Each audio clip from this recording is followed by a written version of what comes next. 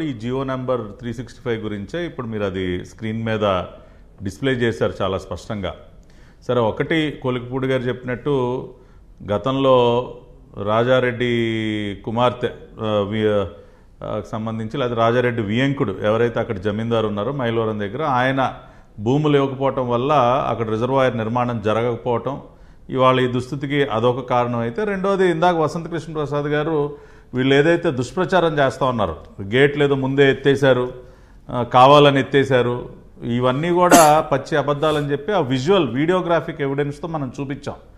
పైకి పొర్లి పొంగుతున్నటువంటి సందర్భంలో ఆ రెగ్యులేటర్ కూడా ఉండదేమో, అసలు అది కూడా కొట్టుకుపోతుందేమో అనే ఆందోళన పడి అక్కడ ఏఈ వసంత కృష్ణ ప్రసాద్ గారికి ఫోన్ చేయటం, ఆయన మనుషులను పంపించి అక్కడ పవర్ లేకపోతే మాన్యువల్గా ఎత్తించే ప్రయత్నం చేయటం, అంటే ఒక ఎమర్జెన్సీ సిచ్యువేషన్లో ఆ గేట్లని ఏ విధంగా కష్టపడి ఎత్తారో కూడా ఆయన చాలా వివరంగా చెప్పారు. సో కాబట్టి వాళ్ళు చెప్పేటటువంటి ఆ మాటలన్నీ కూడా ప్రచారం చేస్తున్నారని కూడా పచ్చి అబద్ధాలని ప్రూవ్ అయింది. మూడోది అత్యంత కీలకమైంది జియో నెంబర్ 365.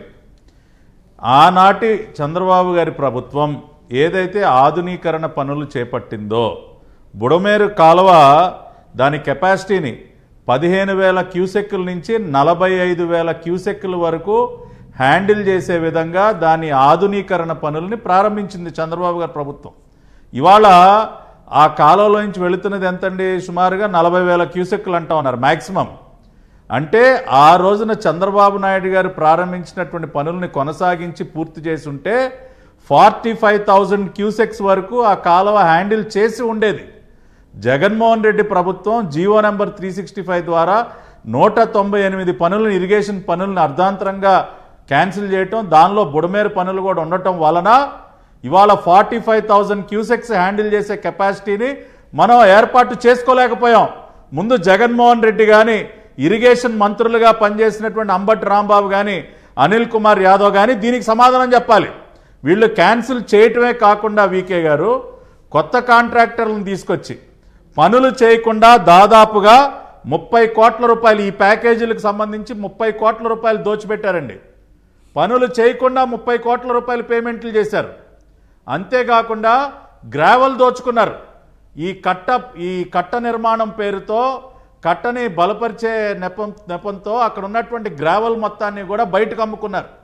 అంతేకాకుండా గన్నవరం నియోజకవర్గంలో మేము బుడమేరు ఆధునీకరణ కోసం గ్రావెల్ తవ్వుతున్నామని చెప్పి అక్కడ ఉన్నటువంటి ఆనాటి ఎమ్మెల్యే వంశీ నేతృత్వంలో భారీ ఎత్తున గ్రావెల్ దొంగతనం చేశారు. అంటే కొన్ని కోట్ల రూపాయలు మింగేసి బుడమేర పనులని మేమేదో బాగు చేస్తామని చెప్పి కొన్ని కోట్ల రూపాయలు మింగేసి ఉన్నటువంటి పనులన్నీ కూడా ఆపేయటం వల్ల ఇవాళ మీరు ఇందాక చదివినటువంటి ప్యాకేజ్ 15-1-4 31 కిలోమీటర్ నుంచి సుమారుగా 42 కిలోమీటర్ వరకు, ఇందాక మీరు 24 to 42 స్ట్రెచ్, 24th కిలోమీటర్ నుంచి 42nd కిలోమీటర్ వరకు ప్యాకేజ్ నెంబర్ ఏదైతే ఉందో అది చాలా కీలకమైన ప్యాకేజ్. అక్కడ పనులు ఏమాత్రం చేయకపోవటం వల్ల ఇప్పుడు ఆ ప్యాకేజ్ దగ్గర గండ్లు పడ్డాయండి. ఇవాళ అక్కడ గండ్లు పడటం వల్లే ఇవాళ విజయవాడ నగరం అంతా కూడా మునిగిపోయింది, ఇవాళ ఒక పార్టీ అంతా కూడా. కాబట్టి దీని యొక్క పాపం కేవలం జగన్మోహన్ రెడ్డిది అని ప్రూవ్ చేయడానికి ఇంతకంటే ఏం కావాలి సార్? రైట్. ఈ జియో నెంబర్ 365 కంటే ఇంకా సాక్ష్యం ఏం కావాలి? అవును అవును, రైట్. దీనికి జవాబు చెప్పాలి కదా జగన్మోహన్ రెడ్డి. రమ్మనండి అంబటి రాంబాబుని, రోజుకు ఒక ప్రెస్ మీట్ పెట్టి మాట్లాడుతూ ఉన్నాడు, వచ్చి చెప్పమనండి. జియో నెంబర్ 365 గురించి మాట్లాడమనండి. ఎందుకు పనులు ఆపేశారు, పనులు ఆపేసి కొత్త కాంట్రాక్టర్ని తీసుకొచ్చామని చెప్పి కోట్ల రూపాయలు ఎలా దొంగతనం చేశారో, 45,000 క్యూసెక్స్ కెపాసిటీని వీళ్ళు ఏ రకంగా అడ్డుకున్నారో, బుడమేరు కాలువ కెపాసిటీని వచ్చి జవాబు చెప్పమనండి.